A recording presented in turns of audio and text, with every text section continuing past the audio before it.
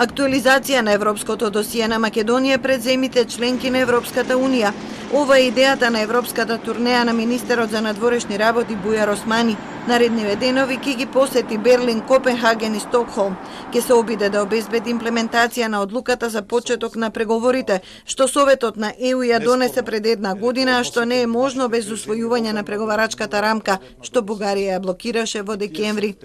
Во земјава нема голем оптимизам дека е можно одржување на меѓувладината конференција со ЕУ пред Бугарија да излезе од политичката криза. Председателот Стево Пендаровски во интервју за Euronews порачува дека ние сме најдобро подготвениот кандидат во историјата на Унијата и дека имаме искусни личности што би можеле веднаш да почнат преговори во различни области.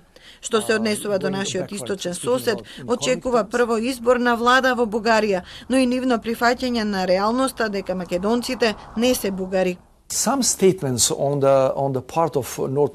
Некои изјави од страна на Северна Македонија, од страна на раководството на Скопје се погрешно протолкувани. Намерно ненамерно од нашите пријатели бугари дека наводно чекаме промена на чуварите на Софија. Вистина е дека не чекаме некој друг, ја чекаме легитимната новоизбрана бугарска влада. Чекаме самите бугари да утврдат кој ќе биде нивниот говорник. Деновиве нашиот специјален представник за Бугарија Владо Бучковски изјави дека не можеме да направиме многу, бидејќи од другата страна немаме соговорник со полн легитимитет. Всушност, Бугарија е пред нови парламентарни избори. Социјалистите го вратија мандатот како што пред нив постапија ГЕРБ и Има таков народ. Според Уставот, ако Националното собрание не успее да формира кабинет по 3 обиди, председателот го распушта и назначува привремена влада. Се очекува председателот Румен Радев да го стори токму тоа и да закаже нови избори на 11 јули.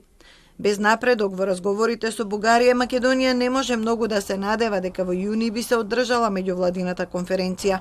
Во ваква атмосфера ќе биде пречекан еврокомесарот Оливер Вархеј. Утре доаѓа во регионот, а во Скопје ќе допатува во вторник.